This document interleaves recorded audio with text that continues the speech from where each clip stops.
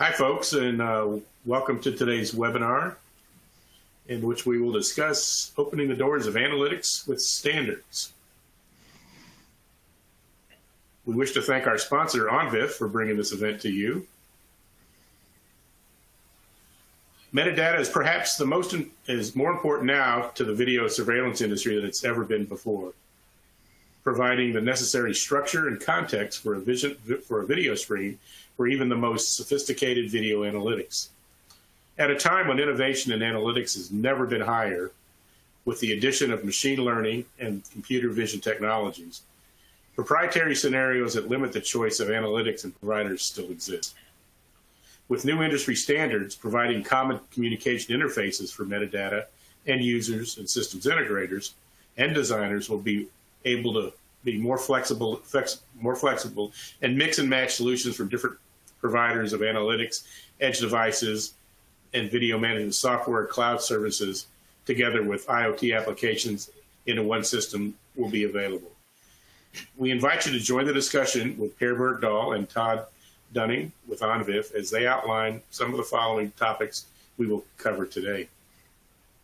How the rise of the number of smart applications for security, business intelligence, and IoT devices is driving interoperability demands.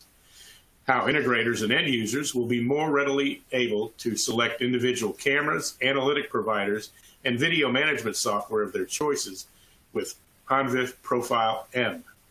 The potential for interoperability with IoT applications for building management or other applications. Hi, I'm Steve Lasky, and I'll be your host for today's webinar. I am the editorial director for SecurityInfoWatch.com and our print magazines, Security Technology Executive, Security Business, and Locksmith Ledger International. I would like to again thank our sponsor, ONVIF, for bringing this presentation to you. Before we begin, a few words about our platform. This platform allows our audience to be more involved with the presentation and, more importantly, allows you to watch this event the way you want to watch it. To begin, feel free to customize your webcast console. You can move windows around by dragging on the little bar on the title bar, or resize your windows by clicking on the lower right corner of any of the windows. You will notice a toolbar at the bottom of your console. These buttons allow you to open and close the engagement tools on your screen. If at any time you experience difficulties with audio or the advancement of slides, simply press your F5 key to refresh your webinar console. We encourage you to ask questions at any time during the webinar using the Q&A tool on the left side of your screen. If you're unable to get your question answered during our web chat today, our experts will do their best to reach out to you afterwards and answer questions that were not handled live during the event. Also, you may qualify for CEU credits following this webinar. Remember, it's going to be up to you to check with your individual association or organization to see if this webinar qualifies for your specific CEU credits. But you'll see a button at the bottom right on the console indicating certificate. Those who stay for the duration of the live event can hit the certificate button and your attendance certification will be emailed to you. If you forget to download it following the event, don't worry about it. You can go back into the archives and retrieve your certificate. Finally, today's webinar, including the audio and slides, will be archived on our site for a period of 1 year. So, now that we have the housekeeping issues resolved, it's my pleasure to introduce our speakers for today. Björkdahl is the current chair of the ONVIF Steering Committee and has been since the fall of 2012. Per is involved with ONVIF's conformance initiatives and represents the member-driven organization as a speaker at trade shows and other technology events, and with the media at large. His professional career includes lifelong commitments to technical convergence with Access Communications and companies like TAC, which is now part of Schneider Electric, and advocating for the acceptance of communication standards in the building automation industry. Per has worked in physical security for more than 25 years and was an early supporter of IP technology within the industry. Per is also currently with Access Communications as their Director of Business Development, a position he has held for more than 16 years. Todd Dunning is also with us today, and he's a member of the ONVIF Steering Committee as well, and is an employee of Pelco, a Motorola Solutions company. He focuses primarily on product management during his 15-year tenure with Pelco. Todd has a degree in electrical engineering and a master's of business administration. He has led numerous R&D, operations, and marketing teams over 25 years, focused on hardware and software products spanning several industries. As an engineer, Todd has enjoyed working on various protocols in the consumer electronic market and attending USB Plugfests as the USB standard was emerging in the late 1990s. He is on the board of several local nonprofit organizations helping his community in Central California. So without further ado, I'd like to bring on Todd to begin our program. We're going to have Per start. Go ahead, Per. Yeah. Okay. Yes, thank you. Yeah, it's me, it's Per who starts. So thank you, Steve, for that introduction of us. Before we start talking about how ONVIF support analytics standards, I want to give you a little bit of a refresh on what ONVIF is and what ONVIF does. We have a mission, and that is to provide and promote the open interfaces for the security industry, and all this is to create an effective interoperability. It's important to point out that we both provide and promote. That means we're giving equal effort to make sure that the interfaces are developed, but also that they reach out to the user and the manufacturing community. And we do have a vision that all security systems would share one interface, which is actually interesting now when we see where the industry is going, which we will come into a little bit more in detail during the presentation. But first, let me take you a little bit through the history of ONVIF. As I think mentioned, we started in 2008. A group of companies came together to standardize on the APIs in the IP camera industry because we were up against the analog industry, and the manufacturers started to develop their own proprietary APIs. So we thought it would be a good idea to come together and agree on one single API. So already in 2011, we had close circus with the IEC, which is the International Standardization Organization, and trying to push the standardized API that we were developing. And then we sort of continued along that line.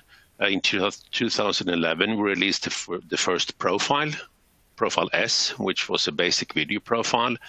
In 2013, we released the first access control profile, Profile C, and then it's been going on like this for a while. And the most recent profile was released in 2018, was the Profile T that, amongst other things, included the new encoding standard H265. And now we're up with two new profiles. One is Profile D, which is for access control, and Profile M, basically for metadata. And these two profiles are currently in what is called a release candidate state. That means we're finalizing things before we allow them to get into the market. Up until today, we are very close to 20,000 different product models that are profile conformance. We can really say that we have hit the big numbers when it comes to the acceptance of this in the industry. So what is happening with this here is that, sorry, a bit of a hiccup here, is that the demands for the interoperability when it comes to smart applications is slightly changing. It's a very steep rise in applications as for security, business intelligence, and IoT devices. We see the demand for multiple use of single devices. We see that the industry is not treating security devices in exactly the same way it's done for a very long time.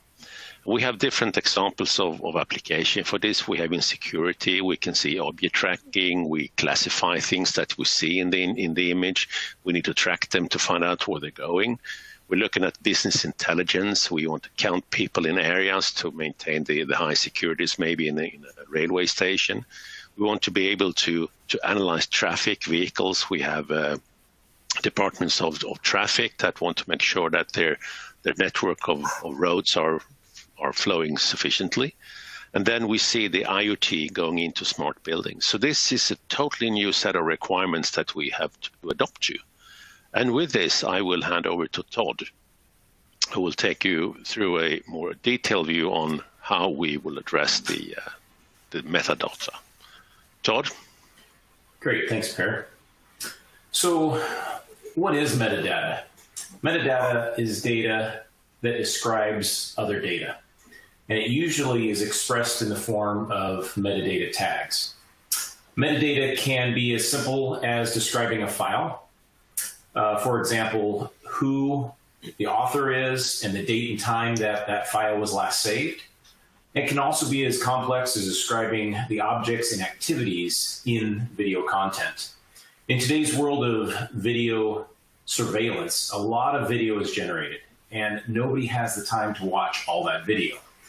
So video analytics programs can generate metadata, which tags details of interest found in the video, like moving cars or people or other objects. This metadata can then serve several purposes. Once details of interest are automatically identified in a video stream, systems can use that information to automatically trigger responses, such as start a video recording. Or they can notify security guards to address a potential security threat. They also allow users to effectively collect, organize, and store only the content of interest. And this helps organizations save money both on network bandwidth and storage space requirements, so that only relevant video data is sent over a network and stored by the video management system. So metadata can help make it easier for users to find and retrieve content of interest in a video stream. So for example, you might want a system shipped to show you the video recordings of a red car, for example. So standardizing how metadata is specified and sent allows conformant products from different manufacturers essentially to work together. ONVIF has put together a release candidate, as aforementioned, called ProfileM. And ProfileM is to standardize the interfaces that specify how devices and clients should send and retrieve and interpret analytic metadata.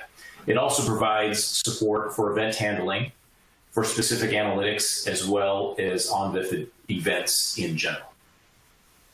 Todd, will ProfileM support the counting of any objects defined by the device manufacturer, so counting vehicles can be supported?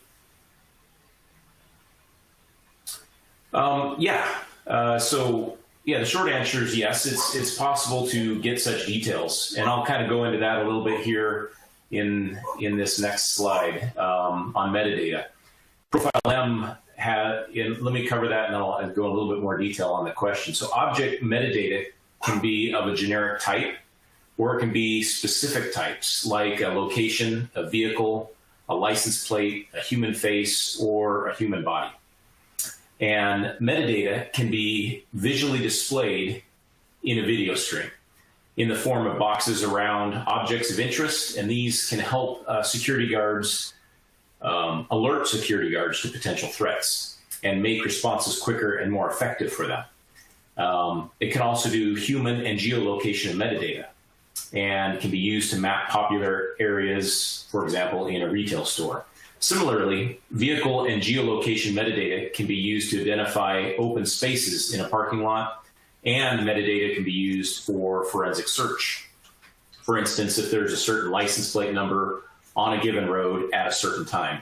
And so in the little picture there on the right, you can see that some of the bounding boxes, the face and the person, and even a geolocation tag on that given camera. So to kind of go in a little bit more detail of your question, Steve, ProfileM has vehicle types specified. It supports types such as a car, a bus, a truck, a motorcycle, or even a bicycle, which is my favorite.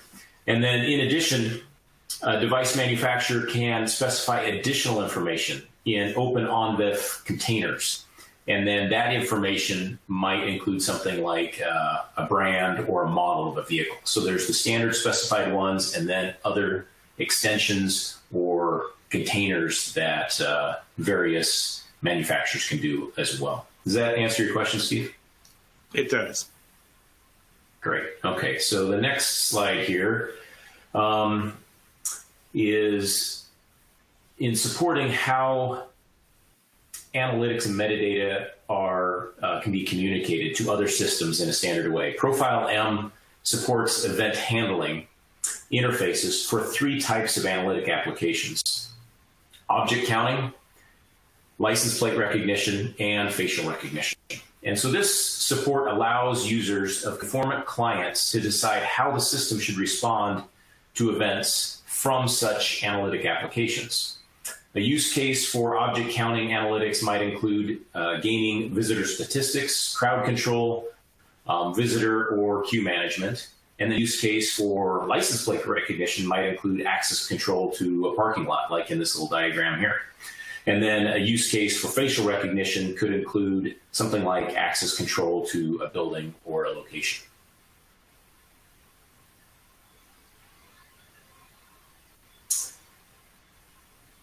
Let's see here. In addition to supporting event handling for 3 types of analytic applications, ProfileM supports communicating general ONVIF events. For example, using topics like motion alarm over the MQTT protocol, which is a transport method often used by IoT systems. So ProfileM clients with support for MQTT can also communicate with an IoT platform or application that can communicate with IoT services or devices. So a use case in the little diagram we have here to the right is for an IoT application. ProfileM event handling interface can be used, for example, for room control, which is what we're trying to show here, where a ProfileM camera will detect a human in a room, and that camera has MQTT support. And then it sends an ONVIF event over MQTT to an IoT platform or application that in turn triggers a smart thermostat that would adjust the room temperature.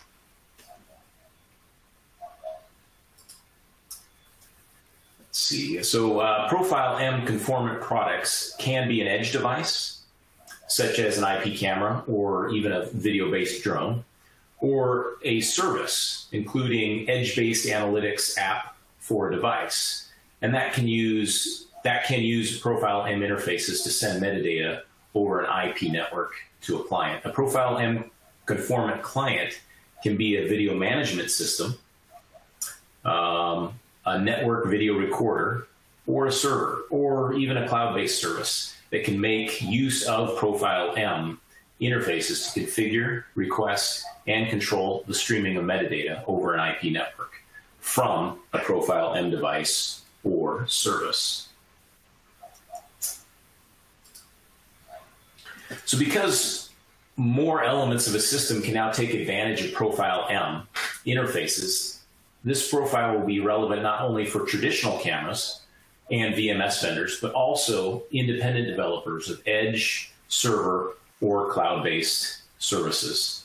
ProfileM will make it easier to integrate analytics into devices, and because ProfileM apps will have wide compatibility, this will encourage further growth in the number and types of applications, which will result in even greater choice for our end users in the whole industry. These end users and system designers will be able to flexibly mix and match solutions from different providers of analytics, edge devices, and video management software or cloud services together with the OT applications into one large system. And having ONVIF profile support in the product means that the end users are not locked into any particular brand. It's like having a bit of an insurance policy that future-proofs the system for a more secure investment. So with that slide, I'm going to pass it back to you, Per.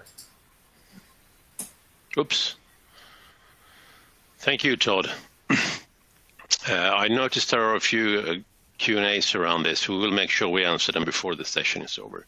But I think it's important also to talk a little bit about how the new profiles that are now in the release candidate shape, how they can interact with the existing profile. I know that ONVIF is very often, how should we say, associated with video, because that was sort of where we started. So any of the existing video profiles like the S, T, G, or Q profiles could of course be combined with the new ProfileM and D for that sake. But you can also combine the new ProfileM when it's released with specific access control profiles, because I think that metadata, I know that metadata is not something that only video is using. It's, as Todd said, it's the data about data. And we see a quite a large shift in the industry where devices getting multiple use and not being just serving the simple purpose of opening a door or whatever the purpose would be.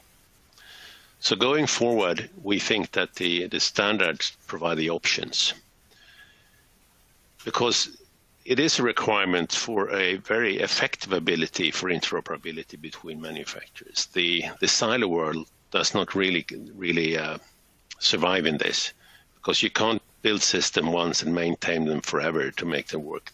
It's got to be standard so they can communicate. And as said, these standards ensure flexibility and choice for the future. By just following the ONVIF profile conformance mark, you can make sure that they work as long as they exist and they are compatible with any other product in the industry that bears the ONVIF profile conformance mark. And having said that, we move over to the question and answers. Okay. You've got some interesting questions here, and let's start out with one for we've got in here. Says ONVIF S took some time to become common across the industry. ONVIF T was adopted much quicker. When do you think the manufacturers will start releasing ONVIF M products, and what will the adoption period be? I think it's hard to say, because that's driven by the industry, but I think it's important to notice that any work that ONVIF undertakes is initiated by members, and it's also done by the members. We have changed the way we work a little bit by allowing what we call observer members to have an insight in what's happening in proposed changes. And I think that if we, the representatives of the industry, support this, I'm sure that every sales and marketing person with our member companies will make sure that the investment they make into standards will pay off. It's hard to say if it's going to be 6 or 18 or months or whatever, but the demand for a more flexible way of using metadata is definitely there. And some people you talk to, they might say that we're a bit late on the game, but I think we're just in time. Okay, very good. Here's an interesting question for someone at Intel. What open model is considered for defining classes in ProfileM? Is it something like ResNet 50 or an ONVIF specific model? You know, Todd? I don't know. We might have to get back to you on that one. Yeah, we need to read up on the specs. So just make a note and we reply by email on that one. Very good. Okay.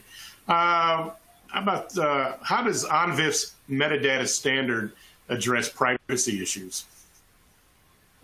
I'll take that one. So ONVIF is really standardizing. It's about standardizing in the structure and the form to facilitate the transfer of metadata, at least around ONVIF M. And so whether the metadata is generated by a manufacturer's device is compliant with privacy regulations, we believe that those regulations is really the shared responsibility between the manufacturer and the user. And so ONVIF is really about just the standardization, but the privacy and stuff, we really want to make sure that that user and the manufacturer are working tight, because there's just so many different exceptions. We really focus on the standardization and not really the privacy. Is kind of how it works out. Okay, very good. All right, let's see what we got here. Got a question from another participant. How will ProfileM future-proof things and prevent vendor-specific implementations, since it is only for LPR, face recognition, and counting?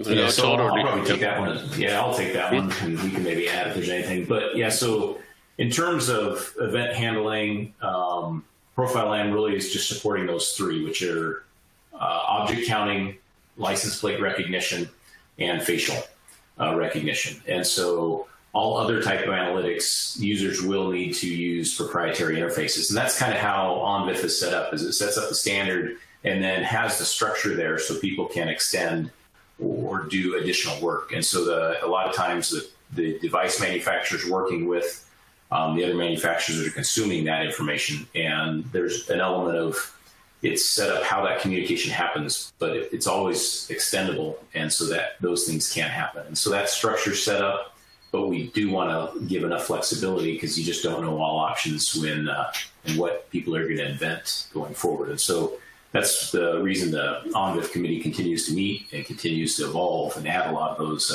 wonderful things that it can migrate and make wonderful solutions for the customers. Very good. All right, here's a question. Earlier, ONVIF supported analytics like motion, so ONVIF M enhances it by motion metadata, so operator knows where the motion occurred. I guess that's the question. I think the previous profiles that as you say, supported motion was more based on that the motion, the application as such, provided manufacturer created an event, and that was an event type that was transmitted by the ONVIF interface. When we move into metadata, there is a lot of more specific information available about the event as such, or the event as such, and it's really up to the manufacturer of the camera to specify how this analytics is taking place. You need to remember that ONVIF is the API that transfers the information from the client to the device. But in general terms, you can say that the ProfileM will provide a much more richer information about what the event is about. Okay, Todd, you want to add anything to that? No, I think, no, I don't. No, I think that's okay. Good. Thanks. Yeah. All right, here we go. Another question. I'd assume that metadata and security-related concerns would imply on making sure some sort of encryption is also considered for ProfileM. Does that make sense? The ONVIF APIs are generally being used. You are generally using the standardized encryptions that are out there. So it's the same. So there's no change here. Okay. All right. Another question. Does ProfileM address mobile devices such as body-worn drones that send video and GIS location? So the ONVIF M sets up the protocol or how things talk. Whether they're mobile or not really shouldn't matter. And so as long as the communication is there, one of the examples I gave earlier is, a device could be, let's say, a drone that's generating the video content. As long as that video is coming down and streaming and the communication exists, that protocol can be used regardless of the transport method.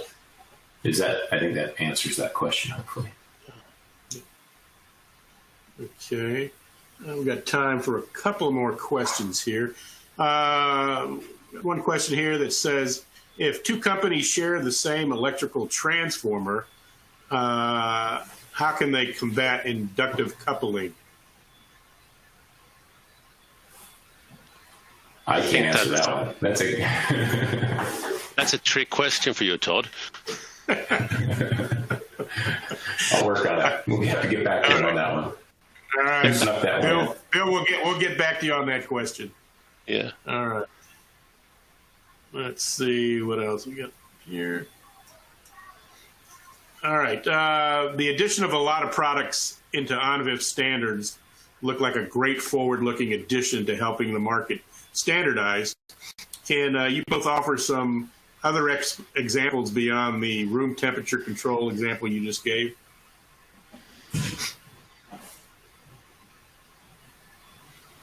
I can take that. Yeah. I think the room temperature one is the most obvious, where you detect people coming in, you activate or deactivate the air conditioning. But I believe we can expect information from what was traditionally a single-purpose device being shared for multiple use. People counting or another use of information from surveillance cameras can be propagated to practically any feature. So I think we're leaving the world where one device has one purpose.